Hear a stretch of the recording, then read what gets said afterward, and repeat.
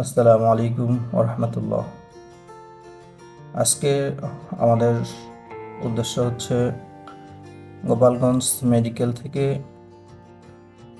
Gopalganj science and technology university পর্যন্ত আর কি। আজকে আমরা দেখতে পাচ্ছেন যাচ্ছি হচ্ছে অটোতে, কারণ আমাদের সঙ্গে অনেক কয়জনই আছি আমরা। আমাদের বাসা হচ্ছে দিনাজপুরে, হয়তো বা অনেকেই জানেন। তো আমরা গোপালগঞ্জেই থাকি বর্তমানে। তো এই যে রাস্তা দিয়ে যাচ্ছি, অনেক ভালো লাগতেছে। আর যেহেতু এখান থেকে একটু দূরে হবে, সেহেতু একটু সময় লাগবে। মোটামুটি এখান থেকে 10 টাকা ভাড়া নেয় অটোতে, অটো করেই যাচ্ছি আমরা। আর যাতে যাতে কিছু কথা বলতে চাচ্ছিলাম, সেটা হচ্ছে যে যেহেতু এখন পেট্রোলের সংকট, পেট্রোল নিয়ে একটু অকটেন নিয়ে ভেজাল হচ্ছে, পাম্পে গেলে পাওয়া যায় না। বাস্তবে একটা অভিজ্ঞতা শেয়ার করি, সেটা হচ্ছে যে আমি পাম্পের নামটা বলতেছি না, গোপালগঞ্জ সদরে একটা পাম্পে গেছিলাম আমি। তো অনেক কাহিনী এখানে শর্টকাটেই বলি।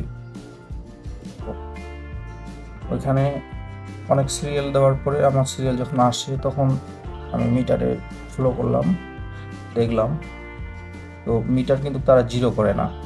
আমার তেল ঢুকছিল 650 টাকার, তারা আমার কাছ থেকে 1000 টাকা চায়। তখন আমি বলছিলাম যে না, আমার তো 600 টাকার তেল ঢুকছে। তখন তারা ওইটা 600 টাকাটাকে 650 টাকা করে প্রথমে 1000 টাকা চাইছিল। পরে আমি বলাতে তারা আমার কাছ থেকে 650 টাকা কথা বলে পরে 700 টাকা রাখছে। বলতেছে ভাই, আপনাকে তেল দিলাম ফুল ট্যাঙ্কি করে, আমার তেল কিছু ছিল। তো পরে তারা আমার কাছ থেকে 700 টাকা নেয় আর কি। যাই হোক, আমরা চলে আসছি এই যে গোপালগঞ্জ মেডিকেলের একদম, সরি, গোপালগঞ্জ ইউনিভার্সিটি এর গেটের কাছাকাছি চলে আসছি, মেইন গেটের কাছাকাছি। আর কিছুক্ষণ পরে এই যে বাউন্ডারি যেটা দেখতে পাচ্ছেন, সেটা হচ্ছে গোপালগঞ্জ ইউনিভার্সিটির বাউন্ডারি এগুলা।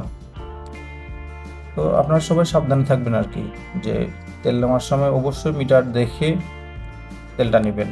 কারো কারো আবার তেল দিচ্ছে বেশি, টাকা নিচ্ছে কম। আবার কারো তেল দিচ্ছে কম, টাকা নিচ্ছে বেশি। এই জিনিসটা একটু লক্ষ্য করলে, মানে অনেক জ্যাম থাকে তো, অনেক তাড়াহুড়া করে দেয়, তাদেরও আসলে ওরকম কিছু বলার নাই। যেহেতু আমরাও তো বাঙালি, আমরা যে যায় যে বিশৃঙ্খলা সৃষ্টি করি, এটা বলার মতো না।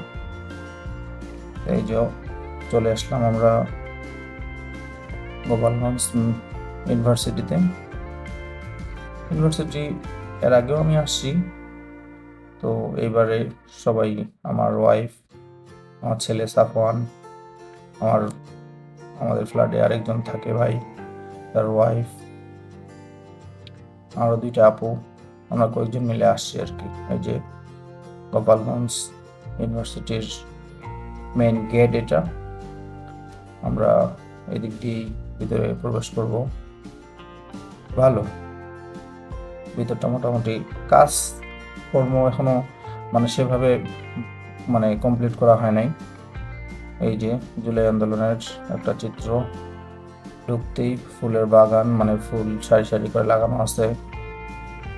এই যে দেখতে পাচ্ছেন, অনেক সুন্দর, খারাপ না। এখানে একটু সাফওয়ান দেখে বলতেছে যে আব্বু এখানে একটু দাঁড়াবো। এই যে রাস্তার পাশে কাশফুলের মতো আর কি, কাশফুল মনে হয় এটা, সম্ভবত ছোট ছোট লাগতেছে কাশফুল। সাফওয়ান একটু দেখতেছে, ধরতেছে, অ্যানালাইসিস করতেছে আর কি, এখানে কি অবস্থা।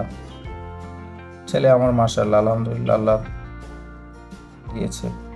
এটা হচ্ছে একাডেমিক ভবন। আজকে বন্ধ, এখন বন্ধ চলছিল, তার জন্য বাসগুলো দাঁড় করানো, ওরকম স্টুডেন্ট নাই, ছুটিতে গেছে। এই যে সাফওয়ান হাঁটতেছে। সাফওয়ান এই বয়সে বাচ্চারা মনে হয় এরকমই করে, মানে 1 সেকেন্ডের জন্য, 1 ন্যানো সেকেন্ডের জন্য যে সে মানে কোথাও স্থির হয়ে যে বসবে এরকম আমার চোখে পড়ে না। আমি ওর বাবা, অনেক ঘোরাঘুরির পরে তারপরে চলে আসছি এই যে কড়া রুটি আর হচ্ছে দুধ চা। সাফানও খাইছে। আমি সবার পরে আসছি, সবার পরে এটা আমার জন্য। চা খাচ্ছিলাম, চা একটু হাফ হয়ে গেছে, পরে রুটি চাইলাম যে পেট ভরা, ওইদিকে আবার ঝালমুড়ি খাইছি, রুটিটা খাইলাম, ভালো লাগছে, অনেক ভালো। এখানে একটু বিচিত্র কিছুটা কাপল, তারা একটু সময় দিচ্ছে, একজন আরেকজনকে একটু সময় দিচ্ছে। পরে ওখান থেকে ঘুরে আসার পরে আর একটু ঘোরাঘুরি করলাম, এই যে ফুচকা। তারা আমার সঙ্গে যারা গেছিল এরা ফুচকা টুচকা মনে হয় খায় না, ওরকমটা ফুচকার প্রতি দেখলাম আগ্রহ দেখলাম না। পরে খাইছিল অবশ্য, এখানে খাই নাই, অন্য জায়গায় ওই যে গেটের পাশে যে দোকানগুলো আছে ওইখানে খাইছিল, ফুচকা খাইছিল আর কি জানি খাইছিল। যাই হোক, এখানে একটা মাঠ আছে, ফুটবল খেলতেছে সবাই। তখন দেখে তো বলতেছে যে আব্বু আমিও যাবো খেলতে। সে খেলাধুলা পছন্দ করে, খুব পছন্দ করে।